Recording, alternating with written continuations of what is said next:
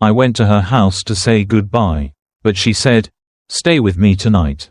I was 28 and she was 37. Both of us very much adults with long folders of paperwork that proved it, leases, tax returns, insurance cards with photos we didn't like. I took the evening bus up Queen Anne with a paper bag of croissants I didn't know how to present and a message rehearsed so many times it had started to sound like something a stranger might say. The sky had the soft gray of a Seattle compromise. And the rain came in threads so fine you saw it only when it crossed the street. I went to her house to say goodbye, because sometimes the most generous thing you can do for love is not put it in a moving truck. Kate had accepted a position in Portland that looked suspiciously like a rescue. She had not asked my opinion and I had not offered it. All week the office had been a room with the air pulled out of it, her desk emptying. My inbox filling with automated reminders that felt like condolence cards written by software. When she opened the door, she wasn't the courtroom sharp woman from Legal or the dry wit of the break room. She was Kate in her worn sweater and joggers. Hair tied up, face bare, the soft tired of a person who has been brave all day and has run out of performative brave for the evening. I lifted the croissants as if they could shield us. "For the road," I said, and then ruined my line by adding, "or for right now, I don't know the etiquette." She smiled, small, real, and the apartment breathed me in. "You came to say goodbye," she said, not quite a question. "Yes," I said, and immediately discovered the word had too much echo inside it. "Then say it in here," she said, stepping aside. "But, Owen, before you do, will you stay with me tonight?" The sentence arrived without embroidery, without seduction. It wasn't a trap. It was a truth set down on the coffee table between the coasters. For a moment I looked for the version of the world in which this request was the wrong kind of mercy. Then I noticed the way she held herself, centered, calm, certain. "Is that what you want?" I asked, because questions are doors, and the answer was the only set of keys that mattered. "It is," she said, a steady flame. "I don't want a grand gesture or a promise you can't keep. I want a night that tells the truth with its body and its breath. Slow, careful, nothing we would have to hide from ourselves. We moved like people placing plates on a table before breaking bread. The couch became a bench at the edge of a new language. I sat first. She sat close enough that our knees met like two notes resolving. "We're allowed to stop at any time," I said. "Yes," she said, "and we will if either of us asks." It was not romance as movies sell it. It was contract and kindness and relief. The first touch was a line drawn with the gentlest pencil, her hand over mine. Warm after a day of cold rain. My thumb answered with a nervous arc along her knuckle. She watched me do it and nodded. A permission so quiet I felt it more than saw it. When I leaned in, it wasn't conquest. It was a small bow. A request. Her face lifted that last inch like a question answering itself. The kiss came like finding a light switch in a dark room, the soft hum of contact.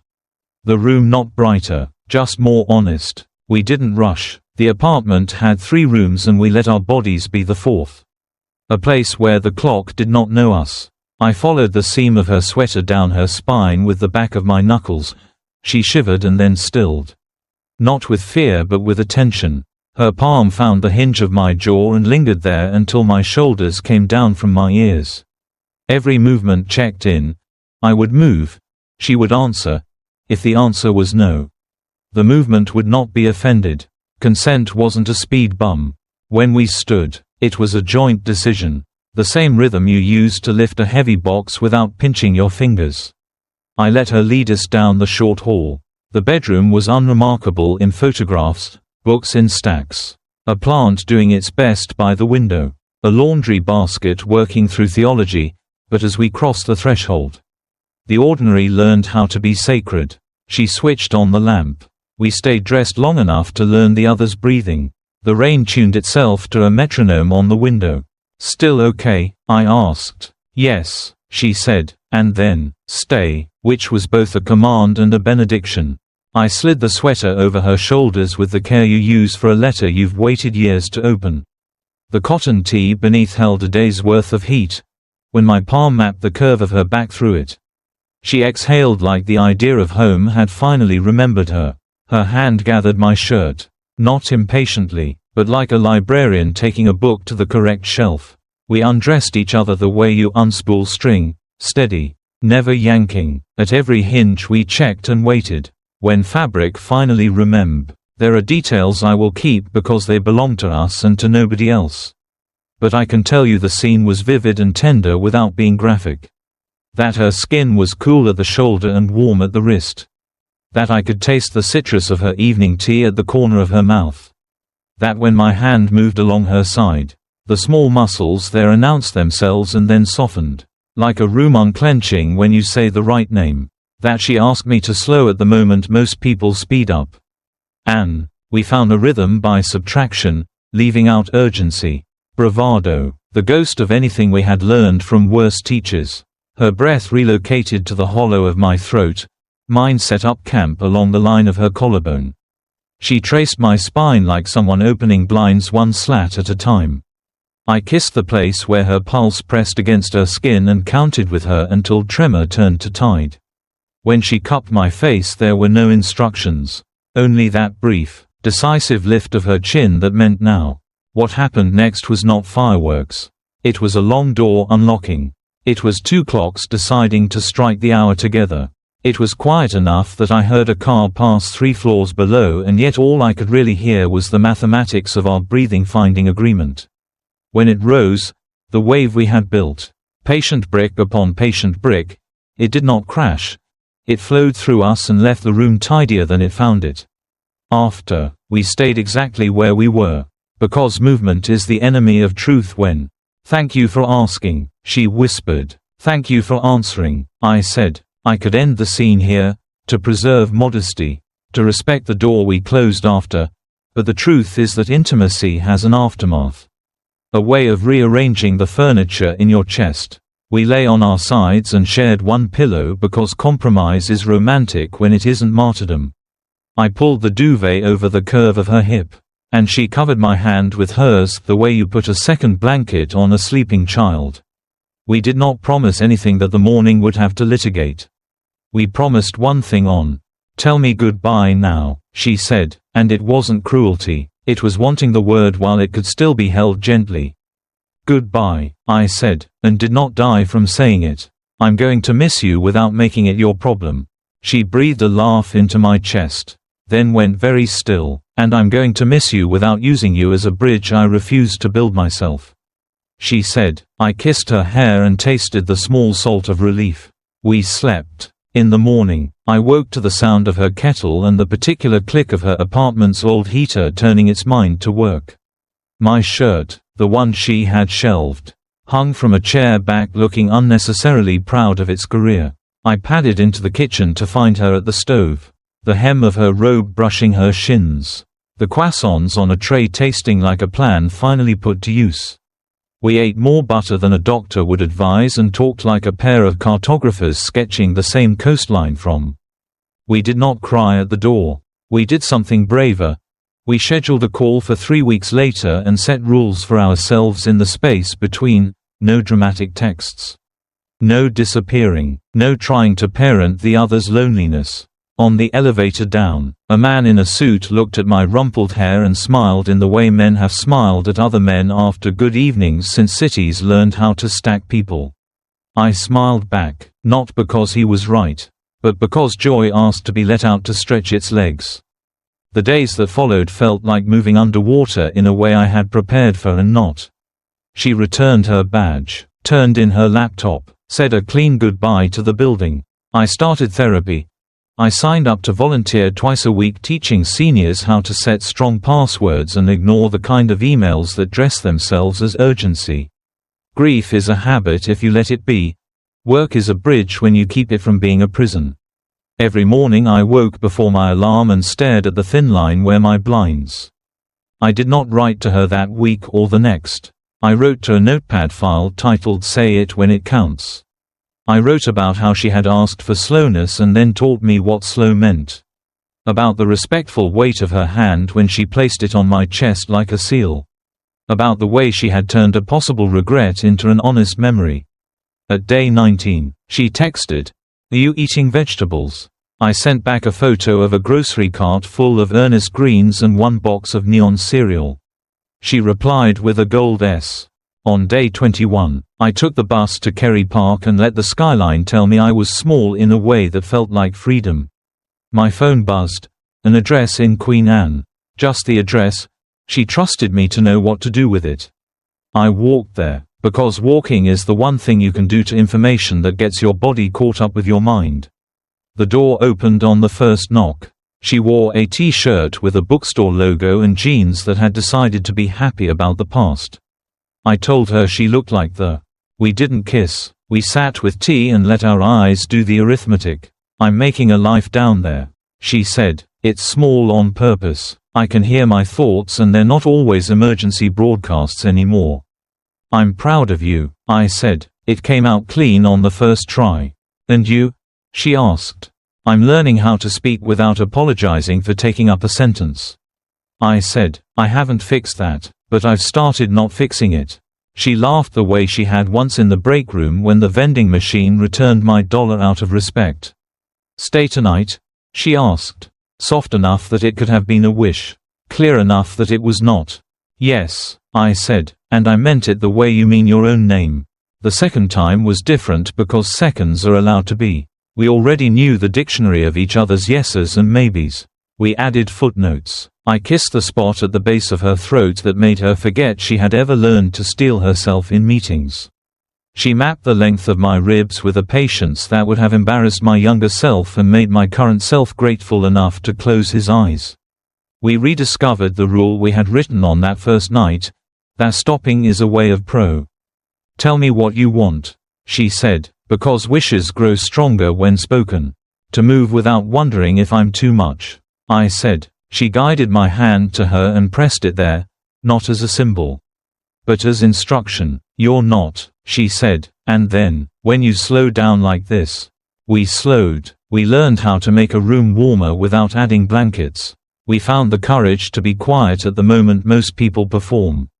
The rhythm found us again, not the sprint of scarcity, but the cadence of enough. When it rose and then softened, we held each other and let the silence stand guard. 30 minutes later we were still there. Because good things do not require a quick getaway. We didn't make declarations. We made breakfast. We chopped onions and cried for reasons that had nothing to do with the onions. We opened the window and let the day judge us and find us acceptable. At the door, she said, "This isn't a cliffhanger." I asked, "What is it?" She said, "Chapter 2. In the months that followed, we built something that did not need to be named to be true. We took trains up and down the corridor with the commitment of migrating birds and the grace of people who don't complain about headwinds. We told each other small truths on purpose so the big ones wouldn't have to knock us over. I was sad today for no reason.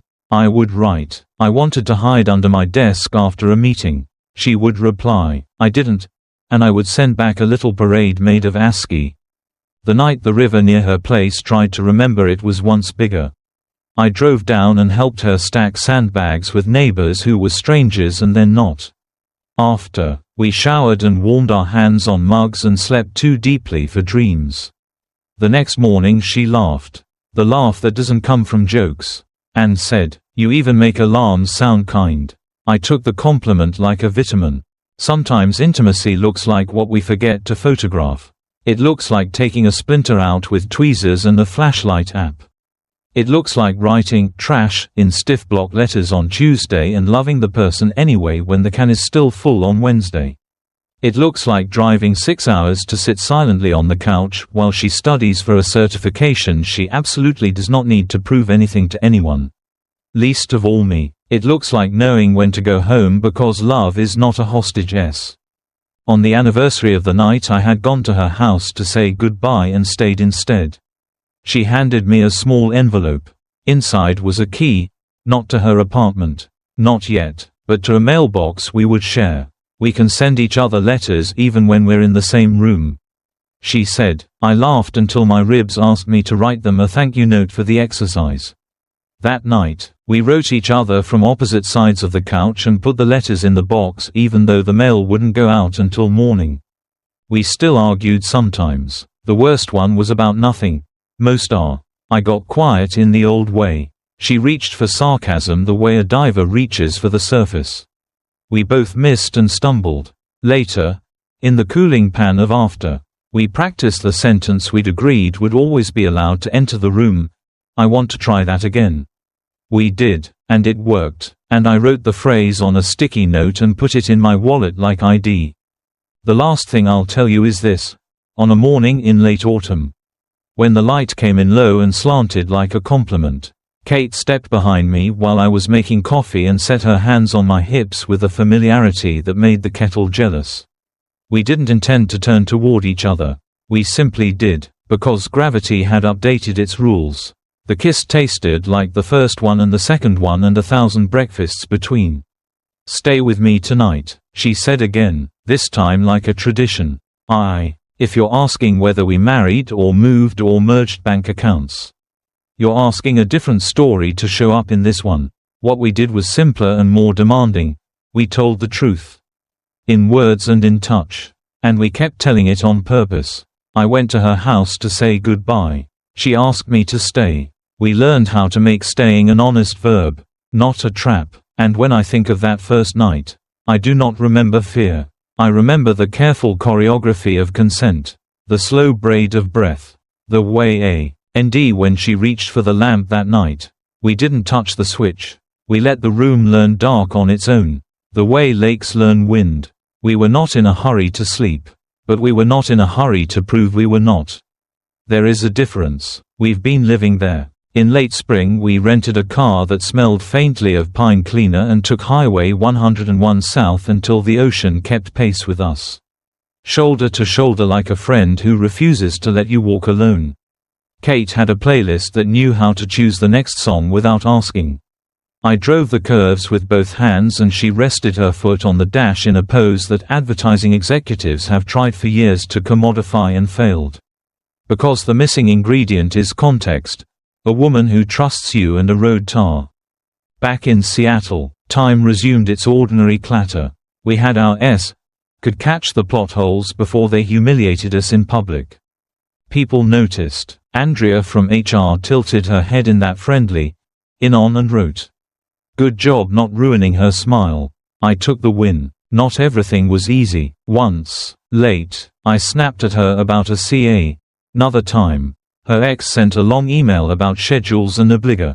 In July, my father called to say my mother had fallen. It wasn't catastrophic, but it was a message from the future. I drove to their house with a bag full of overripe peaches and a socket wrench because that is my primary love language, fruit and things that tighten. Kate came later with groceries arranged by logic rather than aesthetics. She cleaned the fridge with the kind of calm that changes air pressure. I stood on a chair and fixed the bad light over the sink. That night, after my parents were in, when she left, I stood on the porch and watched her taillights stitch themselves into the neighborhood and thought, this is how you stay with a person even when you do not stay the night. By making the day easier and the dark less persuasive. Autumn brought rain with opinions. And we found ourselves back at the beginning in a way that wasn't circular so much as spiral. She came up for a long weekend. I set the kettle as if it were an altar. We tried a new restaurant and discovered we preferred the old one. We bought a plant we knew we would kill and killed it anyway and practiced replacing self-reproach with the sentence it was already dying when we met it. On Saturday we went back to her apartment and lay on the rug like teenagers who have pee. "Do you ever worry we're doing this wrong?" I asked, because courage without curiosity is camouflage. "All the time," she said, and kissed me, and then we practiced doing it a little more right. We moved from rug to bed without losing the thread. By then we knew the geography well enough to take scenic routes. I remember the soft scrape of her heel along my calf, the way her breath compressed into a hum when I traced the line of her shoulder with my mouth. The deliberate way she stilled me with a palm against my chest when the old fear of being too much tried to sprint and, after a moment, drew me forward again. The room felt like it had opinions about us and they were favorable. When the crest. Later, we made grilled cheese and cut it on the diagonal because that is the law. We watched a movie that confused itself and then, like merciful judges, let it go with a warning. In bed, she said, "Do you remember the first goodbye?" And I said, "Yes, because it turned into a stay." And she put her hand over my mouth and said, "Shush, don't ruin a good line by explaining it." There were other milestones not worth a parade but worthy of note. The first time I left a toothbrush at her place without ceremony. The first time she scolded me for buying the expensive olive oil and then used it like a potion and then scolded me again. The first time a stranger in a grocery aisle said, "You two married?" And we both laughed, not because it was impossible, but because it was private. And privacy is a luxury in a world that tries to audit joy. At some point we stopped talking and let hands do the rest. I brushed hair away from her face and she caught my wrist and kissed the inside of it with a precision that deserved a certificate. We didn't need to map anything. We followed trails we had blazed together and were delighted to find the landmarks still where we left them. The storm complained outside. The building adjusted its bones. We took our time, and time took us kindly. When we finished, if that's the verb, we didn't move for a long while. Morning came back like an apology, switching on lights one window at a time. The coffee tasted like competence. We wrote our names on the fogged glass because sometimes adulthood is just childhood remembered with better manners. When the heater returned to work and the fridge hummed its hymn, we cheered like fools. I texted my father a photo of the tent and he wrote back, "You were always good at forts." By spring again, talk of moving had become less theoretical. My lease was ending. Her landlord was testing the market's morality. We spent an afternoon touring a place with a small balcony and the kind of kitchen that encourages you to make soup even when you were going to order Thai. In the bedroom, the agent made a tactical error and left us alone. We stood against opposite walls and looked at each other like chess players who love the game and secretly hope for a draw. Too soon? I asked. Maybe. She. That night, in her current apartment, we practiced another kind of staying. We lay awake long after midnight. Our ankles crossed, our conversation stepping from jokes to the kind of plans that are not plans yet. She traced a circle on my chest and said, "Promise me one thing." "One," I said. "If I ever ask you to stay and you can't, say you can't. Don't invent a softer story." "I promise," I said, and it felt like taking an oath to the weather. Honest, humble, and hard to keep, which is why it matters. We kept it. Sometimes staying meant saying no. Sometimes it meant moving one meeting, or two, or turning down an invite that would have been good for my networking but bad for my nerves. Sometimes it meant leaving the bar early and making omelets. Sometimes it meant sending a text that said, "Brain gremlins, tomorrow better," and getting back a perfect reply, "Understood." Pillow treaty in effect. The last scene I'll leave you with happened, fittingly, on a goodbye. She was headed south for 2 weeks of depositions.